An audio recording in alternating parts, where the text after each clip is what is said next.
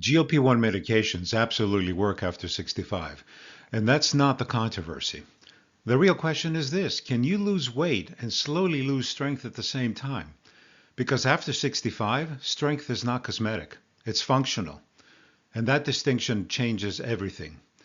Most people never ask that question before they start, but you should. Well, let me show you something. This framework explains why some older adults do very well in GLP-1 therapy and others lose more than they intended. It's simple, but it's not optional. I'm not going to unpack it yet. Just notice the structure. 3 pillars, 1 outcome, and we'll come back to this. Now let's establish something clearly.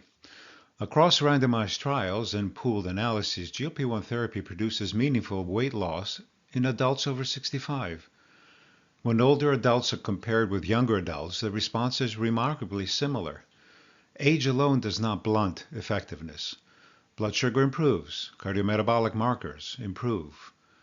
So we need to be precise here. The medication works. It works at 65, it works at 75. The question is not whether it works. The question is how it's used. So let's slow down a little. Anytime weight is lost, whether through diet, illness, or medication, some portion of that loss can come from lean tissue. And that's not unique to GLP therapy. It's just basic physiology. And here's where age becomes relevant. By the time we reach our late 60s, 70s, and beyond, we're already managing a gradual age-related decline in muscle mass. So we don't have the same buffer we had when we were 40. There is less physiological reserve, less margin for error. So if you're thinking, I don't want to lose muscle, that concern is reasonable. It's not irrational. But, and this is important, it is incomplete without context. So what happens when we move beyond the scale and actually measure body composition? When researchers use DEXA scanning and similar tools, a clearer picture appears. Yes, some lean mass is lost, but the majority of the weight reduction is fat mass. And in most analyses, the ratio favors fat loss over lean loss. In other words, the body composition shift is generally beneficial. Even more important, in several of these studies, measures of physical function are preserved. Strength does not automatically collapse because the scale goes down. And this is the line I want you to remember. GLP-1 therapy does not inherently cause muscle loss. Incomplete strategy does. So why do some studies show excellent preservation of lean mass while others raise concern? Because outcomes are not driven by medication alone. They're influenced by context. Protein intake matters. Resistance training matters. Baseline frailty matters. An older adult who is already undernourished or sedentary is starting from a very different position than someone who is adequately nourished and active. The medication is one variable.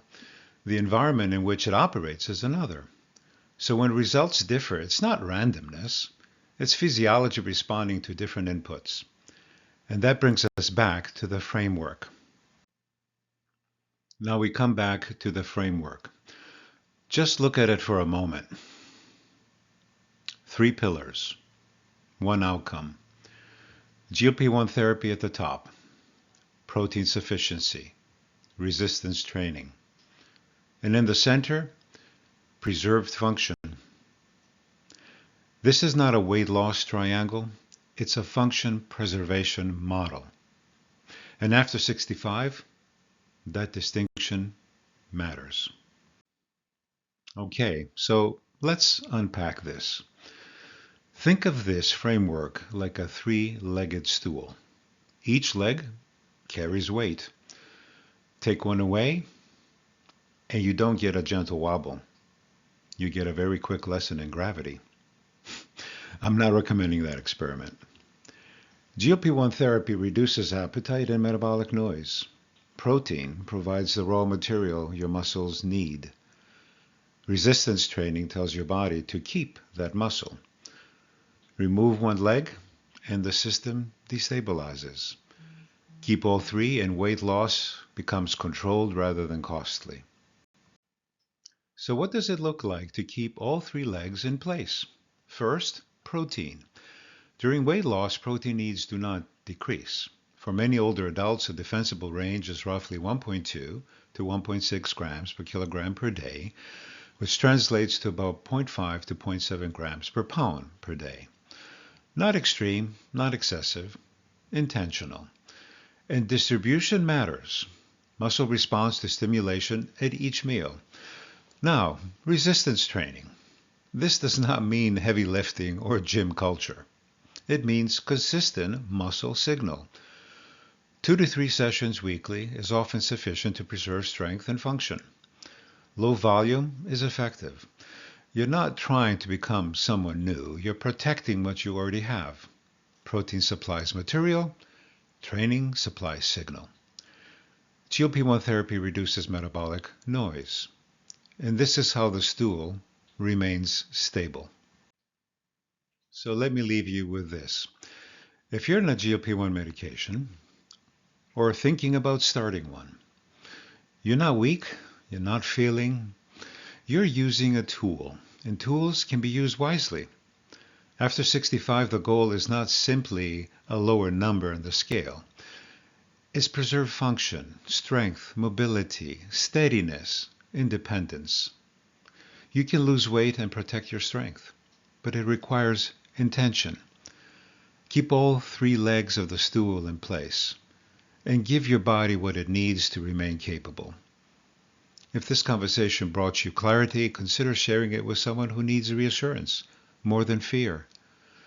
And if you value calm, evidence-based guidance for seniors navigating GLP-1 therapy, consider subscribing. We are building a thoughtful community here. So stay curious, be patient with your body, and be at peace. This is George with GLP-1s for Seniors. And God willing, I'll see you next time.